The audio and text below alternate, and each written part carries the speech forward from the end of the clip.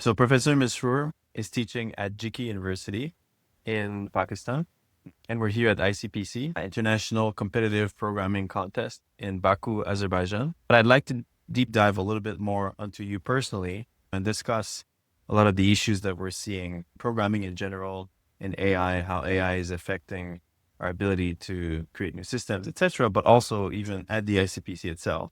I want to hear a little bit about maybe right as you started teaching. What was your graduate studies about? What were you excited about in terms of teaching, in terms of research? I did my BS in 2001 and did my MS in 2004 in artificial intelligence. I really worked on MLP, multi-layer perceptrons. I worked on multi-layer perceptrons, but due to the power issue, we could not get good results. So for my MS thesis, we implemented other algorithms. And then for decisions, we use another machine learning approach. But that was used for complex variables, because in complex variable, we have 2 degrees of freedom. One is imaginary part, the second one is real part. Real part, we were saving the amplitude, normal value, and the imaginary part, we were saving the timestamp. That's how we took the decisions. But now, due to GPUs, all information can be saved in deep neural networks, so you can take more accurate decisions. Things are changing gradually. If you see the history of the computer science, the technology is being changed. For example, you see a seesaw, this type of curve.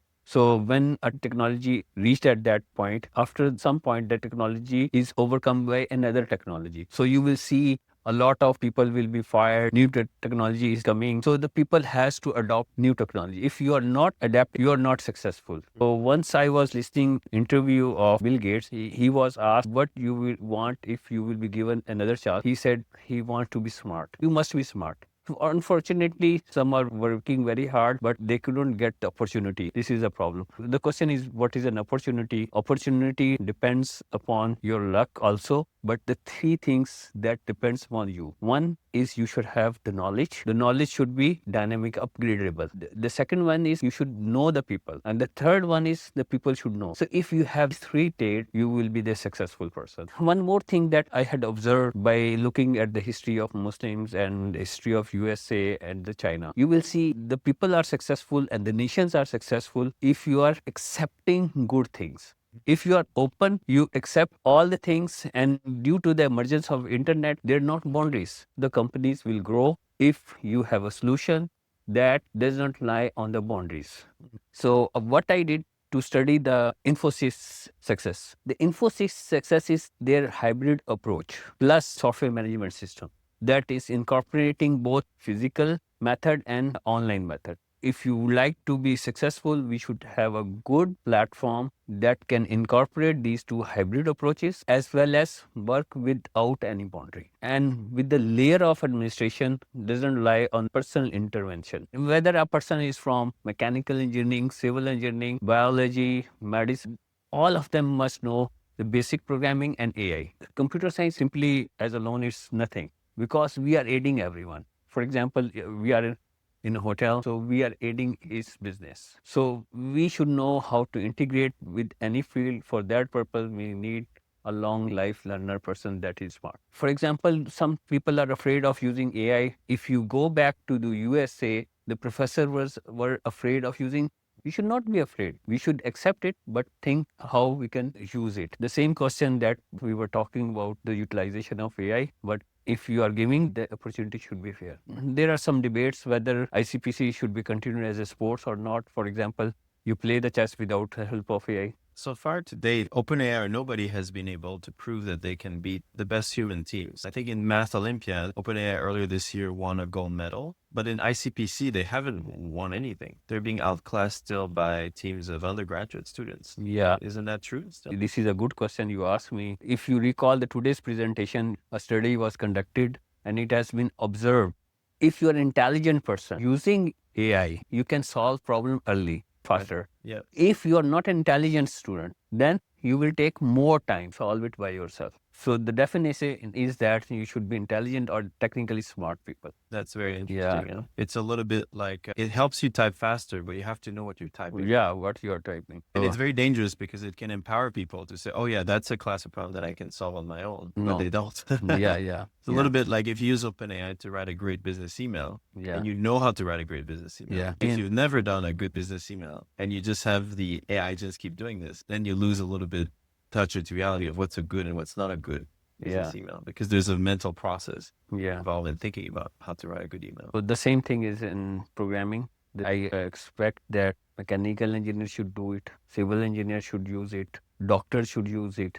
This is a necessity. Like everyone should know how to use a mobile. If you go back to 20 years, so you will see there is no mobile and the lives are totally different. But right now, all over the world, mostly people are using smart devices. I was listening to a podcast. I could probably give a few there, but some of the senior staff members at OpenAI were discussing gradually they're becoming more in the data camp, where they feel that it's all about data. It's all about the training set. And that if it's not in the training set, it's actually very hard for the agent to leap out and discover things. It starts to hallucinate and make things up and be confidently incorrect. So in that sense, it still leaves a lot of room for experts, right? Meaning whoever, there's data points here and data points here, the AI is able to fill in the gap a little bit. It might make some mistake, but if you're operating in a space where there is no data point, where there's no data set, then you still need experts. How do you see this, let's say, in problem setting, in setting problems for ICPC? This was a debate today. We had also discussed in Asia West for the problem setter, how to make the problem, and AI should not solve it in technical terms. Whatever the algorithms you have, you can enumerate those algorithms. Yeah. But the thing is the mapping.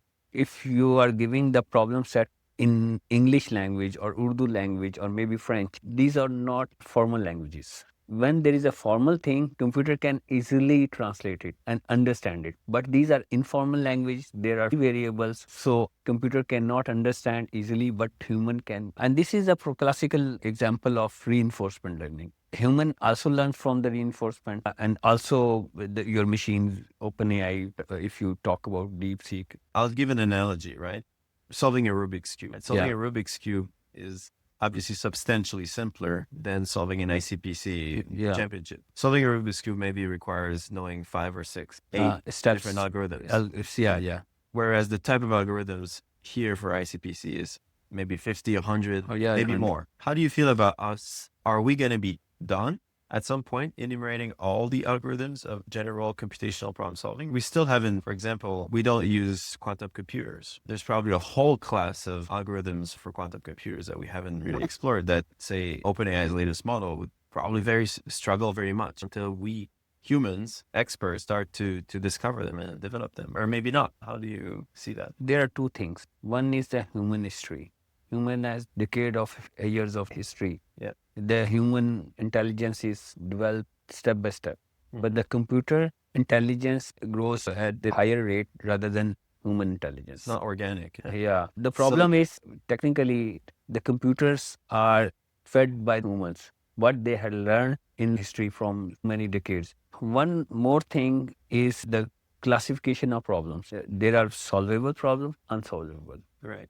We can only focus on solvable problems. In solvable problems, some problems are hardest to solve and some are easy. So easy problems are those we can solve in polynomial time of equation. Harder problem, normally we cannot solve it. So people were using some heuristics, some greedy approaches. To get the exact solution, you need a quantum computer. I don't think everybody's aware of this, but when you solve a problem at the ICPC World Finals, some of those are non-polynomial problems. Some of those could be NP complete, right? They could be very hard problems to solve in polynomial time. Is that correct? There are some NP hard problems. In NP hard problem, there are some solutions. Those can be verified even polynomial time. So we call it as a NP complete problem. So let's suppose it is a class of NP hard problem, and then we have NP problem and then simple P problems. Normally, we used to give P problems because those are deterministic. Right. When we talk about NP hard problems, of course, if I give them one computer, it might take 1 year to get the solution. No, that is not possible. Yeah. So we used to ask students to solve the problem with a limited memory. In the software, we set the memory and with the limited time. For example, 1 second, 2 seconds, or 10 milliseconds. Right. We give them time. But whenever we go for NP hard, of course, there are some heuristics. Those cannot be checked at the limited time that we are giving to the students. For that purpose, maybe AI can work on, we can ask them to come up with a good solution with the limited time. You train your system, whatever the knowledge you have, and then we check who has trained the AI better, and then we can award them some medals. The deep neural net can start to be really good at guessing what would enable the best problem solvers to distinguish themselves. Yeah. Is how much they can leverage that power, the latest model, the GPT-6 of next year or something like this, to solve problems. So it just becomes another tool in the toolbox, which itself is limited in the same way that we limit the compute and the memory. You can also perhaps limit in some way the consumption, the GPU consumption, or the time or cost component. For example, you just create a simple problem, very simple problem, maybe using simple one single loop, for loop. Yep. But its statement is that it cannot map directly to the available solution that OpenAI knows. So OpenAI can never solve it, but a simple human can solve it. That is a mapping. Right now, we cannot do 100%, but actually we have that manner that we can use it and help ourselves. Coming back to your point, whether it's as an individual to welcome new things in your life, or as a country to welcome new people, new technology, etc., you're on the upswing when you are welcoming and open. And when you start to be closed, and when you start to impose yourself on others, you're on the downswing. The same thing I told you. Yeah. I'd love to deep dive a little bit into, maybe you've seen the personal journeys of many students, right? Yeah. How do you see this as a change for good, right? To help, those university students to decide, and I'll use a really bad analogy here, but I do a lot of Brazilian Jiu-Jitsu. And one of the things that some of the very senior black belts have told me is that in the early days of Brazilian Jiu-Jitsu, the main benefit of it was actually to give the kids, the street kids, something to do, literally. Just something to do that you never get good enough at it. So that would get the kids out of trouble. It would just get the kids off the street. That was huge for Rio, and then for Sao Paulo, and etc. Then it became for the whole world. Just having something, a place to be, a place with your friends, etc. I'm curious to see, do you see a parallel where perhaps the kids who are late teenagers, where there's a lot of other things you can do? Obviously, there's drugs and gambling and all kinds of addiction, doom scrolling, TikTok, Instagram, etc. How do you see that as an alternative? Something that ICPC or competitive programming in teams, right, can teach teamwork, but it also gives you something to do, a skill for life. I'd love to hear a bit more how you see it. I just see the journey of ICPC in Pakistan. I was a judge in 2014, the first time ICPC was introduced in Pakistan. The maximum problem from Pakistan, I think 2 or 3 were solved, and we gave 7 problems. As a judge team, we were thinking that no one can solve these 7 problems. One team from Iran was invited, and they solved all the 7 problems. Wow. But Pakistani could only solve 2 or 3 problems. Now we are giving 11, 12 problems in the national competition, and students are able to solve 9 to 10 problems. This is the journey. That's how human has learned things. When I started my BS in 1998, first time teacher said C++, I asked the question, what is C++? The whole class was laughing because probably some student already know about the C++ is a programming language. I asked it, and that was humiliating. Then I forgot about it and tried to learn it with experiment. After some time, I won the national competition in Pakistan also. Now the children can write down print function for 8 years, 9 years in Python. They can write down basic if condition, basic for loop. So that's how you will see if these children will come to the graduation. Of course, our curriculum will be entirely changed. You see the difference. Programmers, You will see the same difference in the computer science. One of my friend probably is about to close his office in Islamabad for 35 or 67 employees. Those are not well aligned with the new technology, AI and data science, data engineering technically. If you're not well aligned, you will not get the business. A businessman wants a solution as soon as possible. Correct. He can pay maybe double, but he wants the solution 1 or 2 months before his competitor. The difference I find out in Pakistan is there's a lot of gap between industry and academia. Similarly, I have observed in Pakistan, a lot of businessmen do not want to invest on the training. If you invest on the training, and you should be open, you should not dictate it. Unfortunately, businessmen in Pakistan are running their business like a feudal lord. They are becoming dictator. It is a closed thing. You should be open. If you find good thing, change yourself. Of course, change is not easy. If you will not update, you will never be successful. That's a powerful idea, because no matter what system you put in place as an educator, as a businessman, as a parent, etc., Yeah. the more you embrace, to your point, the more you let them challenge you also, the more you invest in their education up front, the more they pay back, because it's like they discover solutions that you didn't even know existed in the first place. Yeah. You're harnessing their power, their creativity, their biases, their way of seeing the world that's different. I'm curious to know, how do you see, say I have an 11, a 9, and a 6-year-old. I actually even got them exposed when they were 6, I think, to basic list programming, because I felt that a simple operator was easy to understand, and they got it pretty well. How do you recommend parents to introduce their kids to the science? All the parents should give Google Chrome or Chromebooks to the kids. Of course, these Chromebooks will be used for the movies, the games, but there are a lot of online platforms for compilers. So at least we should ask them for 1 hour or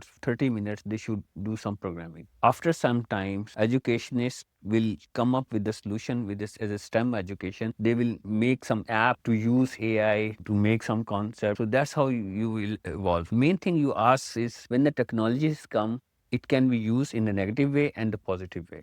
The problem with us as a parent and as a instructor, the student can go to the negative side and positive side. But in Pakistan, there is a problem that parents are sometimes very harsh to their children. They ask them to obey everything. But this is very good as a community that everyone is obeying. But they are stopping their brain, because if you ask them only obey, don't ask the question. So they are not using their, we should accept their questions and we should try to answer. If we cannot answer, do not say, stop, what are you doing? Don't ask. These types of answers should not be from the parent. When the question is open, so they will be using brain, and the brains will be trained, and this history will improve the problem solving.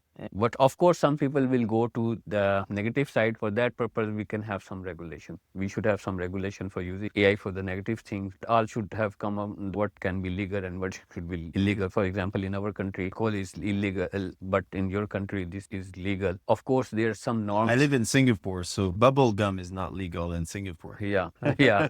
So we have a very safe society. Yeah, very safe. And the sidewalks are clean. We should come up with some rules that all must agree. Yeah. So you get them a cheap computer. It doesn't have to be powerful, to your point. A Chromebook. Second hand maybe. The keyboard, it has a screen. It has an internet connectivity.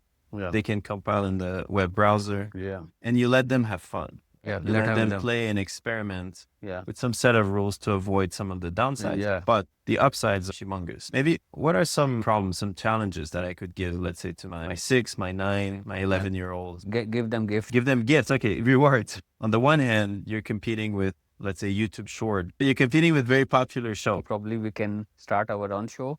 And also, first we should come up with some good app for the children. So AI can play a role in making programming really engaging. Same way that MIT, I studied at MIT, and there's a project that became known as MIT Scratch. And it's a legitimate coding exercise. You can do for loops and if statements, and you can probably solve an ICPC contest with MIT Scratch if you had enough compute behind it. My younger son has also learned Scratch. He's learned Scratch? Yeah, now he is also doing programming in Code Forces. Oh, very nice. Yeah. So let's see. How old is he? He's around 12 or 13. He's able to complete some of the introductory problems. Yeah, 950 rank. 950 rank, very impressive. Of course, with the passage of time, we will improve it. How did you initially get him to want to do Code Forces and to try and not give up? Actually, I tried to ask all the children to do programming on Code Forces, but my elder daughter is now admitted in GIK Institute in Data Science Department also. She started some Code Forces. Then I have another son that also did Code Forces. He's a good problem solver. I'm not enforcing him to do anything, but that is also good for him because he's running something on his mind. The main thing is you must be the problem solver. Then my younger children asked that they should participate in the competition because Pakistan is not getting medals. So that's how they get motivated and try to do programming. Even I was here, my younger daughter, twins, 8 or 9 years old, they asked me how to do it. So I gave the problem print in Python. I asked them type in Google and search the compiler. They compile it and they run it, and then they wrote up code that Baba, I love you, I miss you, come back. Oh, They write down the program. I love it. Yeah, I'm not saying all will learn it, but at least someone will learn it. For example, if they learn basic programming, they can use them in other domains. I'm not saying they should be the computer scientists. They can be physicists, they can be mechanical engineers, civil engineers, material engineer, or any other thing. But they will be able to use the computer science. Because they learn to think. Yeah, they think. For example, if you talk about GRE, there's an analytical section. That is the same thing. In the same way that We do the programming. in the same way that you're learning all the basics of, let's say, Yeah. physical movement. You learn how to climb, you learn how to jump, you learn how to run, you learn how Yeah. to swim. Yeah. The same equivalent, but for, I guess, mental processes. Yeah. Like For example, if you want to win a game, for example, badminton, you cannot be a good player until you are a good analytical person, because you have to analyze the opponent and play according to that. So you must be a good problem solver to become even a good squash player, a tennis player, or whatever player. in a sense, it's like one of the purest form of Yeah. problem solving that you can do. It's Yeah. competitive, time-based. It requires memory. It requires mapping. It requires reasoning. So Yeah. it requires a lot of our brain, what makes us human, our Yeah. cerebral cortex in a big way. I guess by developing those Yeah. skills, you become good at everything. Whether Yeah. you become a doctor or a professional badminton player, Yeah. it still applies. Yeah, It's even the same. analytical skills are very essential for doctors, and they have to take the decision fast also, because sometimes their decision can cause a death. So of course, with the help and the discussion with the doctor panels, they can go a better solution. There is a problem, overflow problem or something is unsolvable. I don't remember exactly, I think. Turing halting problem. Oh, Another the example. halting problem, Halting right. problem is unsolvable. So we cannot predict whenever a person will die. We cannot predict about the machine how you can predict about the human being, because we are more parameters. Yeah. Halting problem is if I give you a program and you have to predict whether it will halt or not. Yeah. But I can give you any program. So Yeah. any algorithm that you devise, I can always come up with one that your algorithm will fail at detecting if mine will. I will trick your algorithm. Yeah. But this is Same idea. unsolvable problem. Yeah, it's unsolvable. I mean, it's unsolvable given our understanding of reality. Yeah, reality is that we can could be- just focus on the solvable problems. If you could somehow live in a universe where you can time wrap things and look ahead and bring it back, like you could imagine But the way yeah, it's solvable, but you break our- unsolvable. We cannot do it, but Yeah, we you can have to bend- optimize it. you have to bend the rules in a way that Because whenever we talk about unsolvable, computer can go forward and can go back. So the same analogy used for the human being, we go to the time forward and back, but we cannot predict it. you're correct. Of course, you will see a lot of movies, but the person dies finally. There was a book when I grew up that was very interesting. My brother introduced me to this. It's called Gödel, Escher, and Bach. It's a book by, I think, Douglas Hofstadter. If you haven't seen this in a long time, he talks about how, for example, Escher makes they're famous drawings. So they have a paradox. So for example, you look at a river and the river flows down. That same river flows down. That same river flows down. It still flows down, but it goes into a circle. And he shows that kind of paradox exists also in music, where John Sebastian Bach made music where you kept going logically, where the symphony made sense, but he made it so that actually it didn't make sense. Yeah. So he found paradox. And the same thing with Gödel proved that in any formal system, you can always sort of prove paradox. I guess I see some equivalency there. Yeah, there is a Gödel theorem. In mathematics. Theoretical computer science is a classical theorem that is taught. Yeah, exactly. I'd love to spend hours discussing it too, but I know it's late and we're in the middle of ICPC, but thank you very much, Marsoor, for making the time. Okay. And really, thank you also, not just for the work you're doing for ICPC, but also the work that you're doing for all of Pakistan, like making a big difference in your country is something that should be congratulated and encouraged over the years, because the youth owes a lot to the mentors who stay home and train people, etc. So thank you for that. All right. Thank you. Thank you.